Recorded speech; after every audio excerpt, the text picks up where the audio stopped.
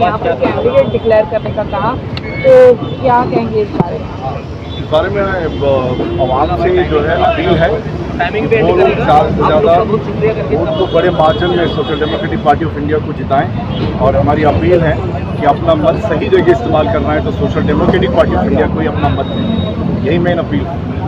Democratic party of India आप देख रहे हैं चारों तरफ यूथ है और ख़ास तौर पर यूथ को फोकस और यूथ के साथ साथ हमारा जो ये गैप है ना, हमारे जो सीनियर्स हैं उनको फ्री करके काम कर रहे हैं। और उसमें ख़ास तौर पर ये कि हम लोग डिप्रेशन में नहीं आना चाहिए, फ्रस्ट्रेशन में नहीं आना चाहिए। ये देश हमारा है, इसको कल भी हम ही ने खून से सींच कर आज़ाद कराया था और आज भी ये देश को हम ही लोग बचाना इन द सेंस कि यहाँ का जो संविधान है और जो लोकतंत्र है, अगर उसको रखकर आप अपनी लड़ाई लड़ेंगे तो जरूर कामयाब होंगे एक दिन। सर एसडीपीआई पार्टी मुमरा में पिछले काफ़ी दिनों से एक्टिव है, लेकिन क्या वजह है कि ऑफिस की जो ओपनिंग है, अब जब आचार संहिता लग गई है, विधानसभा चुनाव का तारीखों का ऐलान हो गया है, आपको नहीं लगता कि ऑफिस की ओपनिंग करने में देरी हुई? वो इत्तेफाक है कि ऑफिस जो है वो आचार संहिता की तारीख एक साथ मिल गई, तो ऑफिस की प्लानिंग पहले से ही थी। ऑफिस ओपन है और पहले डिस्ट्रिक्ट लेवल पर ऑफिस था यहाँ पर इलेक्शन कमिश्नर का परमिशन के मुताबिक, और यहाँ डिस्ट्रिक्ट लेवल पर था। अभी स्टेट मतलब मुमरा को हमने नवी मुंबई को जो है कंसंट्रेट किया। सर मुमरा में जो है 15 साल से यहाँ पर जितेंद्र आवाड़ ही एमएलए रहे, आपको क्या लगता है कि यहाँ पर किन मुद्दों पर एसडीपीआई यहाँ पर लड़ेगी और क्या करप्शन के ऊपर बात करेगी? हमारे भूख से आज़ादी पर, भूख से आज़ादी के मतलब है रोटी, कपड़ा, मकान, स्वास्थ्य, शिक्षा का स्तर क्या है, स्वास्थ्य का स्तर क्या है, हॉस्पिटल की फैसिलिटीज़ क्या हैं, यहाँ पर जो मेन मुद्दे हैं लोगों के घरों को जो फराहम होना चाहिए। लाइक आप देख रहे हैं कि जो साइड में कियोस्क लगे हुए हैं, हैंगिंग कियोस्क की बात की थी, क्या दिया उन्होंने? अभी तक कुछ नहीं दिया, उसका पैसा वो हजम कर गए।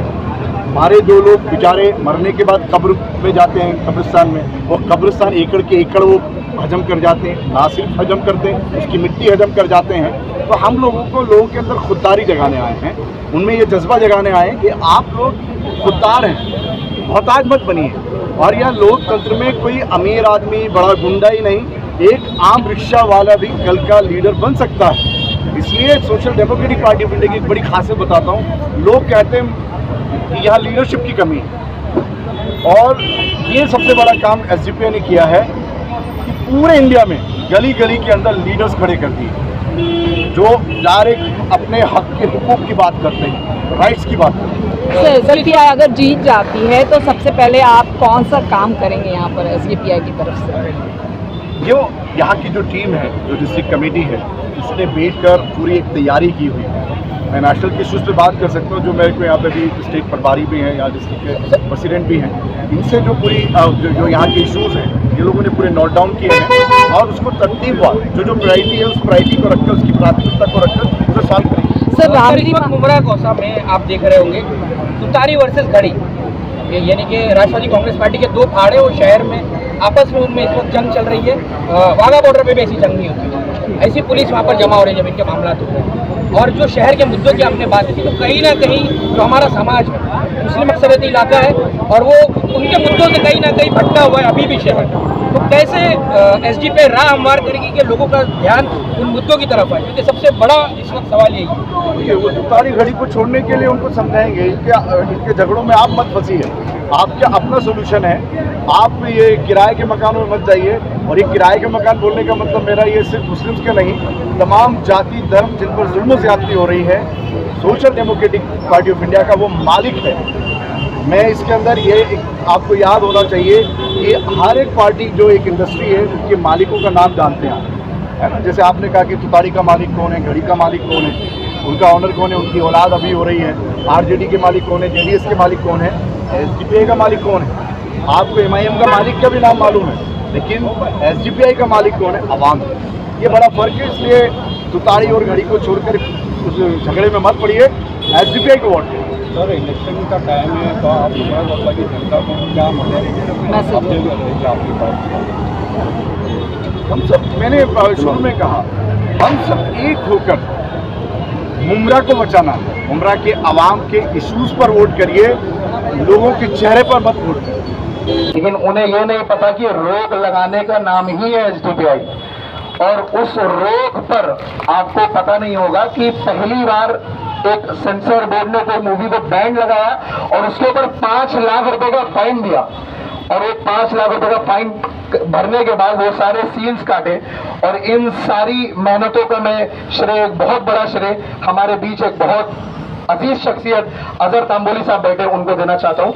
इसी के साथ मैं चाहूंगा कि मैं उनको स्टेज पे बुलाऊं। एक छोटी सी 2 लाइन है कि वकालत एक महंगा शौक है, कि वकालत एक महंगा शौक है, ये हर किसी के बस की बात नहीं।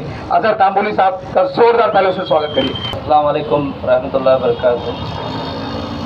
भाई ने एक मूवी का जिक्र करते हुए इंट्रोडक्शन दिया। वो मूवी तो एक कोइंसिडेंट है, मैं एक वकील बल्कि नहीं लड़ा हूँ, क्योंकि एक सिटीज़न के एतबार से लड़ा हूँ। यहाँ स्टेज पे मौजूद हमारे नेशनल सेक्रेटरी रियाज फरंगीपेटे साहब और महाराष्ट्र के प्रदेश अध्यक्ष कलीम सैयद साहब, महाराष्ट्र के महासचिव मुजम्मिल खान साहब, सईद चौधरी साहब और मुमरा कलवा के जिम्मेदारान, आज जिस तरीके से हमारे सदर साहब ने बताया आपको, ये ऑफिस लीडरों का ऑफिस नहीं है, बल्कि ये आवाम के उम्मीदों का एक सेंटर है, जहाँ पर ना सिर्फ आपके मसले बल्कि हर वो मजलूम जो प्रॉब्लम में है या जो उम्मीद से देखता है कि काश कोई मेरा होगा जो मुझे मदद करेगा, काश कोई होगा जो मुझे इंसाफ दिलाएगा, उसका मरकज़ इंशाअल्लाह एसडीपीआई का ऑफिस रहेगा। अभी 2 दिन पहले महाराष्ट्र के इलेक्शन के ताल्लुक से अनाउंसमेंट हुआ और इस इलेक्शन के ताल्लुक से हम देख रहे हैं कि महाराष्ट्र के अंदर पॉलिटिकल बहुत सारे खिचड़ियाँ पक रही है। इस सारे खिचड़ियों के बीच में मुसलमान ये देख रहा है कि कौन हमारा है। हर कोई लगा है कि मुसलमान हमारे तरफ से हो जाए सिवाय भाजपा के। वो भी कोशिश कर रही है चंद मदरसों के टीचरों का पेमेंट बढ़ा के दे। हमें भी देखना है वो सरकारी मुसलमान कौन है जिनको ये लोग पगार दे रहे हैं। लेकिन हर सियासी पार्टी ये चाहती है कि मुसलमान हमारा हो जाए, हमको जीता कर दे। लेकिन बहुत दूर जाने की जरूरत नहीं है। लोकसभा इलेक्शन के वक्त में हमने मस्जिदों के मेंबरों से, बड़े बड़े लोग, उलमा, सो कॉल्ड उलमा, इन लोगों ने बड़े बड़े हिकमत की बातें की, अमन की बातें की, बीजेपी को हराने की बातें की। अगर मुसलमानों को अगर दिफा चाहिए, मुसलमानों को अगर यहाँ बचना है तो हमें इंडिया अलायंस को वोटिंग करना है। मेंबरों से तुम लोगों ने ऐलान किए, कितने दिन हो गए उसको, कितने महीने गुजरे उस चीज को?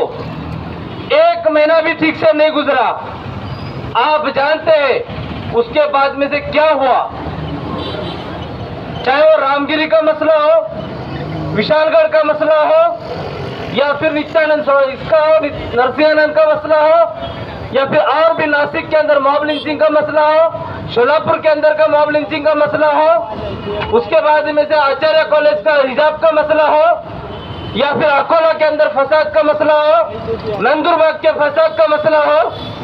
आप मुझे बताइए, महाविकास आघाड़ी जो महाराष्ट्र के अभी बोलते हैं इंडिया अलायंस थी ना, कौन आप लोग जो आके बोल रहा था मस्जिदों के मेंबरों से कि कांग्रेस को वोट करो, एनसीपी को वोट करो, उनमें से कौन आया आपके लिए? इनके पार्टी के बैनर पे एक प्रोटेस्ट आप मुझे बता दीजिए कि भाई मुमरा में किस चीज से हमें परेशानी और किस चीज की जरूरत है। इन्होंने एक बहुत पॉइंट की बात बोली कि लोग आपको वोटिंग के टाइम पे बोलेंगे कि भाई इसको वोट मत दो, वोट खराब हो जाएगा। हमने एमपी इलेक्शन में यही करे। अगर एमपी इलेक्शन में हम हमारे कैंडिडेट खड़ा कर देते ना, तो वो लोग जो सवाल पूछते हैं कि भाई एमएलए के लिए कैंडिडेट कौन है, तो उनके लिए वो चेहरा बन जाता अब तक कि 1 लाख वोट तो उसको मुमरा से एमपी इलेक्शन में मिल जाता, और अगर उसे एमएलए में उतारते तो वो अब तक जीत चुका होता था।